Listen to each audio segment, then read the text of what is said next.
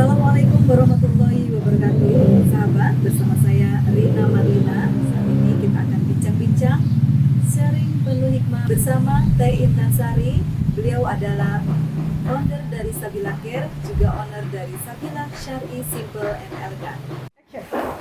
Assalamualaikum warahmatullahi wabarakatuh. Teh Intan, Waalaikumsalam. apa kabarnya? Alhamdulillah sehat. Gimana Teh Intan dan keadaan sehat? Alhamdulillah sehat.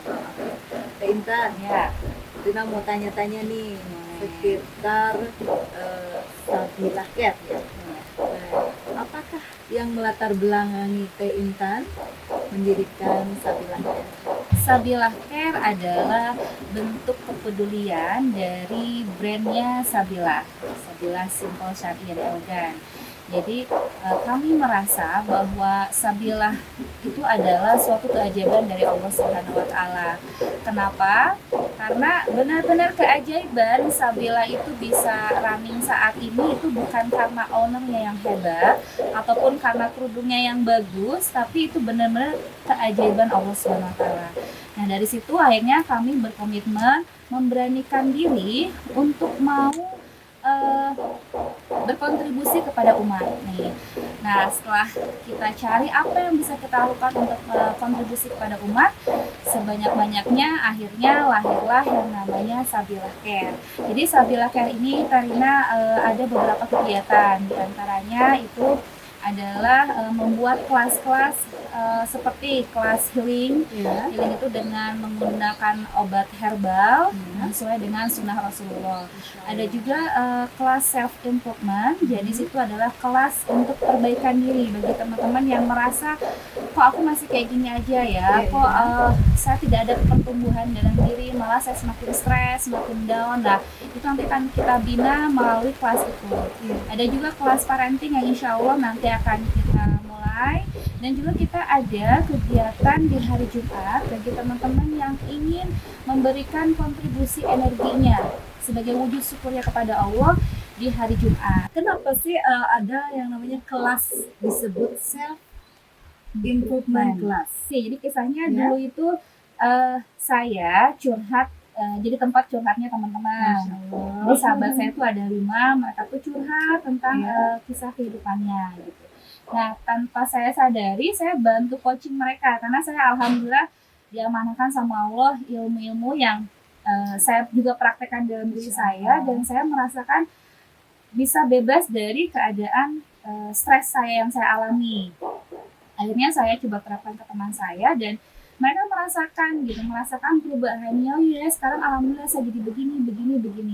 Dan akhirnya ada salah satu teman saya yang mensupport luar biasa untuk ayo tuh teman aku mau ikutan gitu. Ya teman aku juga mau ikutan. Akhirnya terkumpullah di kelas yang kedua itu adalah 20 orang. Masya Allah. Jadi itu amanah dari Allah ya Tarina yang harus saya jalani. Masya Allah, saya pun dengan keraguan karena bisa nggak ya 20 orang gitu.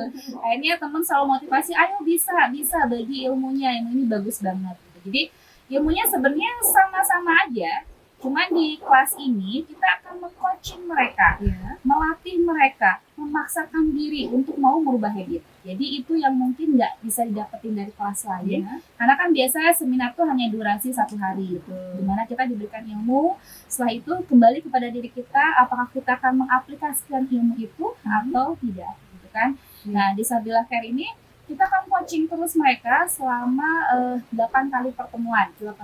Iya, itu setiap minggu, 1 minggu sekali. Mereka dipaksa untuk melakukan latihan A, latihan B untuk merubah habit mereka sehingga nanti mereka punya pola pikir yang baik, hati yang bening, dan sikap pun akhirnya yang baik. Gitu kalau buat kita.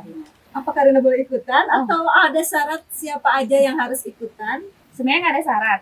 Jadi itu mungkin syaratnya 1 kali Rina ya. Harus keinginan kuat dari diri sendiri. Niat, betul. Niat. Karena kadang-kadang di kelas ini kita itu melawan atau bertanding dengan ego kita. Jadi gini, ketika masuk kelas pertama dikasih tugas, kalian harus melakukan terapi syukur selama seminggu sekian dan gini. Nanti lihat kendalanya. Itu bagi orang yang mempunyai ego yang keras atau ego sombong, dia akan bilang, ih ngapain sih aku ikutan kayak gini, itu bikin ribet, karena itu ditagih. PR-nya di pagi. PR-nya, Ya, Masya jadi nanti Allah. si murid itu akan punya mentor. Ya. Nah, nanti mentor itu yang nanya-nanya gimana PR-nya, gimana sekarang sikapnya, adakah kendala. Kan bagi orang-orang yang emang nggak niat dan belum siap untuk dirubah pola pikir dan pola hatinya, itu kan merasa ribet gitu. Iya, Akan iya. rasa, ih kok gini sih, ngapain, kan aku juga udah sibuk dengan kegiatan aku juga meriweh istilahnya gitu ya. Jadi ada dia enggan untuk masuk lagi, malas gitu. Dan aturan yang kedua, selain harus mengerjakan tugas, dia juga harus masuk kelas. Dipastikan harus selalu masuk kelas. Wajib. Wajib, nggak boleh Masya Allah. enggak. Sampai kalau 2 kali pertemuan gak masuk, itu kita keluarkan. Masya Allah, lumayan ya strike juga. Iya, itu jadi luar biasa. Di situ kita akan jadi sebenarnya gini Karina, Ya. apa sih fungsinya PR itu, apa sih kenapa harus dipaksa untuk ikut 2 kali dipaksa terus mengikuti sesi pembelajaran. Nah, ketika orang dipaksa dengan habit yang berbeda, ego-egonya itu akan keluar. Contohnya ego malasnya, udahlah ngapain Ya. sih belajar yang kayak gini kan gampang, bisa kamu dapetin di yang lain. Nah, ego malas. Atau kayak ego sombong, alah yang gini sih bisa aku dapetin kok, nggak usah pakai ginian dulu, aku bisa kok berubah, aku kan sudah baik. Nah, itu sombong. Nah, ada juga ego yang merasa dirinya sibuk, jadi dia ada panik, sehingga ketika panik akhirnya dia nggak bisa ngerjain PR, soalnya kayak aku ngeblank, aku harus gimana, seperti kayak gitu. Jadi dari situ saya minta teman-teman mental untuk mantau peserta, ego apa aja yang dia punya. Nah, jadi sebenarnya kalau teman-teman mau jujur sama diri sendiri, sampaikan, aku tuh punya loh ego A, ego B, ego C. Dan nanti kita akan bantu, oh berarti selama ini kita selalu terjebak dengan ego-ego itu untuk tidak bertumbuh akhirnya. Jadi akhirnya kita mempunyai sifat yang akhirnya nggak pedean. Kok udah ikutan kelas apapun merasa gini-gini aja, pengajian udah banyak tapi kok gini-gini aja. Karena pada intinya kita tidak mau memaksakan diri untuk berubah. Ditunda-tunda, nanti aja deh mulai ininya, ntar aja deh nulis-nulisnya, kan males ya. Apalagi soal ibu-ibu disuruh nulis, Masya Allah, itu luar biasa komplainannya, aduh kan belum ini, nah itu lucu. Ada aja alasan. Ada aja, dan itu seru banget. Nah ini yang ikutin semua umur. Untuk bayi nggak mungkin dong Karina. Pasti ada batasan umurnya. Ya. Jadi kalau saya sih lebih kepada ketika mereka sudah mulai sadar dengan ada masalah dengan dirinya, dalam artian dia sudah merasa stres, jenuh, merasa dirinya kok nggak semangat, nggak optimis, merasa lemah, dan itulah dia sudah pantas ikut kelas itu. Seperti itu ya Kak Intan. Jadi nggak terbatas umur ya. Kalau misalnya dianya tua tapi dia semangat, ya silakan saja. Ataupun misalnya dia baru SMP tapi sadar diri karena dia merasa kok orang nggak ada yang peduli sama aku, kok nggak ada yang perhatiin aku, kok orang tua aku sibuk dengan dunianya gitu, kok aku merasa sedih mulu. Nah itu dia sudah boleh ikutan kelas. Seperti itu ya Kak Intan. Sudah berapa angkatan kelasnya Kak Intan? Ini sudah angkatan yang keempat. Masya Allah. Keempat. Jadi yang pertama itu ketika 5 orang itu, yang kedua itu 20 orang. Alhamdulillah yang ketiga itu banyak eliminasi, dari 30 sekarang bersisa cuma 5. Masya Allah banyak juga ya, tapi banyak yang mundur karena ada alasan lah, karena jauh ya, luar biasa. Jadi ini yang keempat sedang jalan itu, insya Allah udah ada 20 dan itu terus nambah setiap waktunya, karena mereka datang di pertengahan kelas sebenarnya nggak boleh. Cuman karena mereka pengen tahu ya udah kita izinin dan biar mereka lihat dulu seperti apa sih. Minimal penasarannya dulu aja. Iya, dan itu kita pastiin ke dia mau ikutan enggak, dia benar serius nih, karena itu dibutuh banyak challenge di kelas. Jadi nggak nanggung-nanggung, harus sampai selesai ya, supaya dapet feel-nya. Iya betul. Kadang ada beberapa juga yang dia nggak cukup masuk satu kelas. Jadi setelah lulus di kelas batch 2 itu ada yang ikut kembali di batch yang keempat.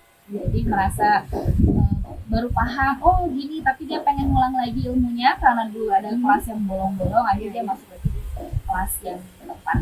Oke. Kalau tempatnya ada tempat khusus kah atau di hotel kah? Dan apakah dikenakan biaya juga?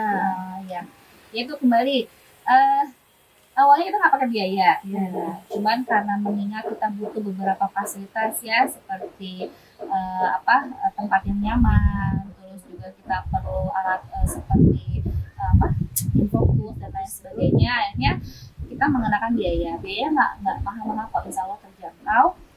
Itu setiap masuk kelas cuma bayar 12.500. 12.500 Ya, saja Teh Intan. ya betul. Masya Allah. Itu enggak bukan untuk si pembicara atau si narasumber, tapi untuk fasilitasnya teman-teman. Misalnya kayak kita perlu beli dispenser, perlu juga beli gelas untuk mereka nyaman, merasa nyaman di kelas. Dan untuk kelas, alhamdulillah kita dapat support dari Al-Jihad untuk bisa memakai tempatnya gitu. Insya Allah. Ya, begitu Teh Rina. Dan satu hal lagi, mungkin ada biaya untuk ikut webinar. Jadi webinar ini biayanya sekitar 100.000. Ya. Itu teman-teman akan diberikan pelatihan bagaimana mengontrol emosi hati dengan metode SEF, SEFT. Apakah ada alasan khusus Teh Intan untuk peserta yang ingin masuk? Apakah ada karena dia punya masalah baru dia bisa ikutan, atau apa gitu alasannya? Kalau alasan sih nggak mesti dia udah punya masalah ya, nggak juga. Ketika dia pengen tahu ilmunya dan dia penasaran ingin belajar, dapat ilmunya yang terkuat, ya silakan aja. Itu kuncinya itu mau rajin, mau ngerjain PR dan nggak ada bolong-bolong, gitu aja sih. Luar biasa ya Teh Intan tentang Sabila Care ini. Mudah-mudahan kelasnya berjalan dengan lancar Teh Intan. Amin. Dan insya Allah saya juga mau ikut. harus ikutan. Yang penting yang pertama niat ya Teh Ya Intan. betul, harus niat dulu yang kuat. Setelah niat kuat itu didorong oleh rasa, benar nggak sih, coba jujur sama diri sendiri, apakah kita sudah merasa terjebak dengan emosi dalam diri, apakah kita sudah bisa menghadapi dunia yang begitu luar biasa sekarang semakin memburuk. Nah, ketika kita merasa sudah stres, sudah tidak ada saya bilang hopeless ya, sudah tidak ada harapan hidup, pengennya nggak optimis, sudah nggak bahagia, banyaknya sedih, sukanya marah-marah, pasangan menyebalkan, dan kok pasangan tidak sesuai lagi dengan keinginan gitu, sudah stres dengan anak-anak, pekerjaan yang mulai pendapatan yang sudah mulai menurun, kan itu membuat orang merasa tidak berarti, atau merasa hidup aku kok kayak gini gitu kan, berputus asa dari rahmat Allah. Intinya itu kalau sudah seperti itu, ya itu wajib untuk ikut kelas ini. Masya Allah.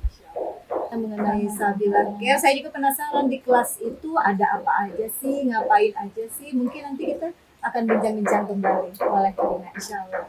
Baik teman-teman, terima kasih, kita sudah selesai bincang-bincang bersama Teh Intan Sari. Beliau sekali lagi adalah founder dari Sabila Care, juga owner dari Sabila Syari, Simple dan Elegan. Terima kasih semuanya, Teh Intan, terima kasih. Sama-sama Karina. Baik, Assalamualaikum warahmatullahi wabarakatuh.